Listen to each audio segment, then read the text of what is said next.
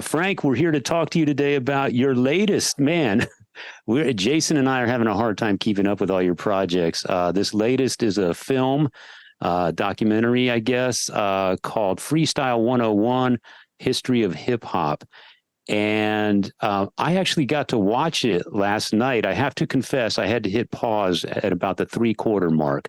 So I've seen most of it. And in typical Frank fashion, it's very well done. I see you posting some stuff on social media. The early reviews are already great.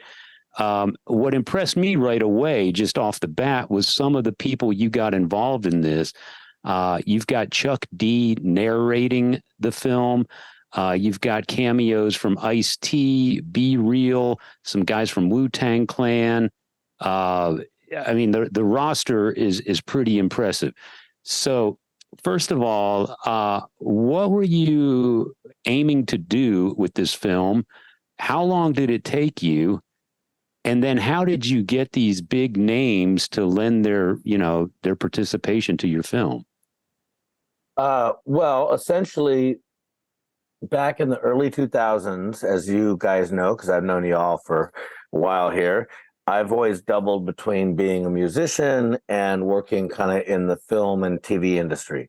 And I was at NBC for a long time, and NBC had a TV network called the G4 TV network that was like kind of a smaller network within the larger NBC infrastructure, and they were focused on video games and tech and kind of pop culture stuff.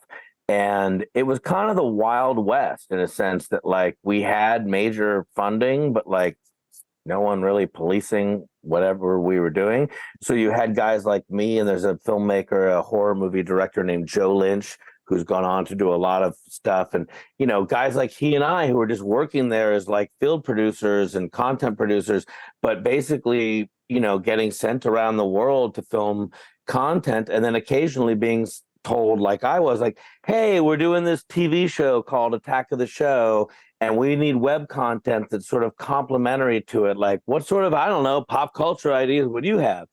And I was a guy who, as you guys know, like most of my music career is rock and roll, but I was always a hip hop fan, and I was always sort of fascinated with rapping as like this technical thing, the way that like me as a guitar player, I could listen to Eddie Van Halen talk about guitar playing and get really detailed about it like all day long.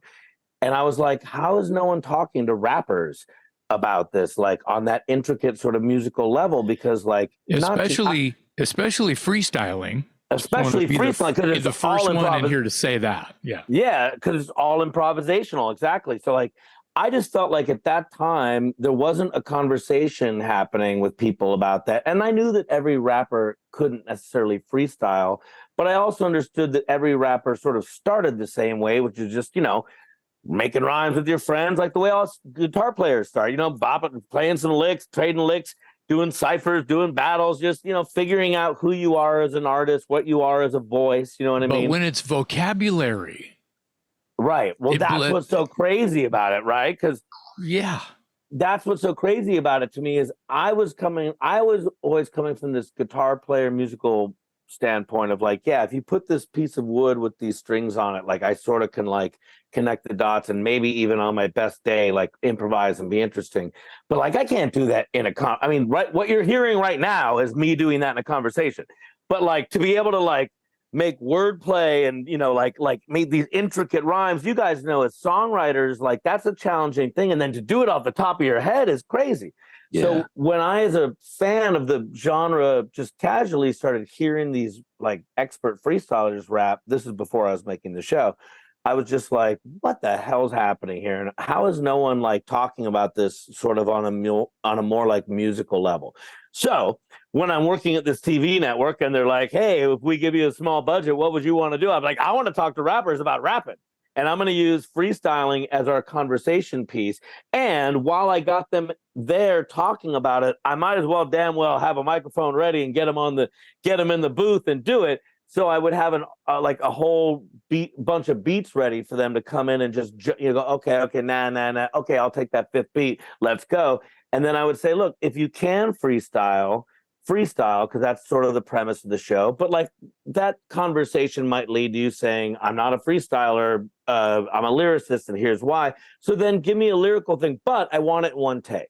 Like, I don't want you punching in. We're not making a music video here. Like, I want you on the microphone. Here we go. Record, done. Like, that's your performance. So every rapper had to do like a live in the studio performance. And after like the show started doing well and won some awards, I was getting like Ice-T and Cypress Hill and Wu-Tang Clan and like these huge, like it started off and I was getting much smaller rappers, and all of a sudden I was getting these giant rappers. And then I went to the network and I said, man, I've got 110 of the greatest rappers in the world talking about the same, essentially, subject matter, like where I came from when I first heard rap, when I first started improvising, and then where that led me as an artist, and then a musical performance demonstrating what they do as a craftsman on the microphone. And how is that not a documentary? So I got them to give me a small budget, and I started pursuing 2 younger rappers with the idea of like, okay, that's all interesting, but the movie can't just be like talking heads about the history of freestyle rap, though I had that. It's got to lead somewhere.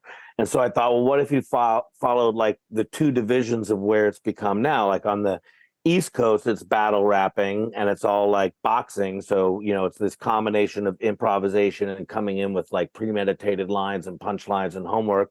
And so I got this rapper, Iron Solomon, who was like the leader of that school, that, you know, that school of thought, that scene. And then over on the West Coast, we had Open Mike Eagle, who was this more like improvisational, artsy backpack kind of rapper who came from the freestyle scene of it all being improvisational, and you can't come with any pre-writtens at all. And that was sort of informing him as a songwriter. And so I kind of follow these guys around, and essentially the premise of the movie is like, here's the history of freestyle rap, and now here's where it's landed now. And now you're these experts in this field, but like, okay, welcome to the music business. Like, what does that get you? Because as you guys well know, like, what does it mean to be the best guitar player in town? Like, maybe you can go in and just smoke that club on open mic night, but like, where does that get you in the music industry? Like, what does that mean to be like, you know, a perfect craftsman at this tiny little thing that maybe in the larger scheme of things is undervalued? Wow, I have that makes me want to go a few different ways with it. Do you feel like, I mean, you're asking a great question. Did you ever find the answer to where does that get you? Is it a lot like the rock and roll or the pop music thing? Does it get you, if you're the badass freestyler? I mean, it's not a scene from 8 Mile. Your thing is not a scene from 8 Mile, right? It's real, and I'm wondering where, I mean, if that's Eminem's real story, look where it got him. That was freestyle. Well, was that you know, like, tell me, in layman's terms, how does that correlate? Eminem came from the golden era where you had to sort of really think on your feet and be a freestyler. And Eminem is known as being a freestyler. I mean, Eminem, like his music or not, but that guy is an absolute monster on the mic. And he was the Eddie Van Halen of his time and his era. Okay. And forget about white or black or anything. I'm just saying, when he came out, every single person kind of had to go like, whoa.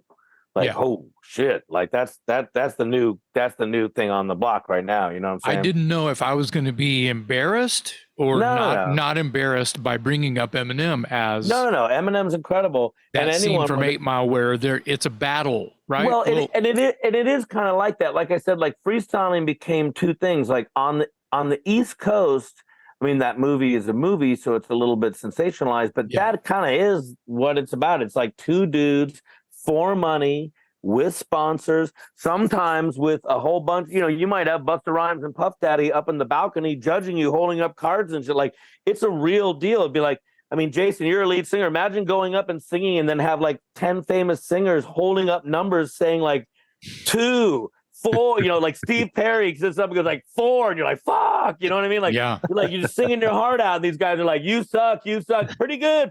I loved him. 7. And that's then the next voice. Guy, that's the voice of the rap. Like, that's what I'm saying is like, that's what the battle rap scene is. It is sort of like the voice where it's like, that's some cutthroat shit. Now, but again, as we've seen from all of these competitive vocal TV shows, like none of that gets you a career if you don't have the ability to be an actual artist. And That's right. and that's not just hip hop, that's just music. Is like, if you can't back up that ability to hit those notes, or that ability to be a dazzling rapper or think on your feet or be a dazzling guitar player, but if you can't back that up with something that's got some substance, like, you're sort of, like, you might, hopefully you have a career, but like usually it won't last because you're not backing it up with like, and now I will apply that dazzling talent to this memorable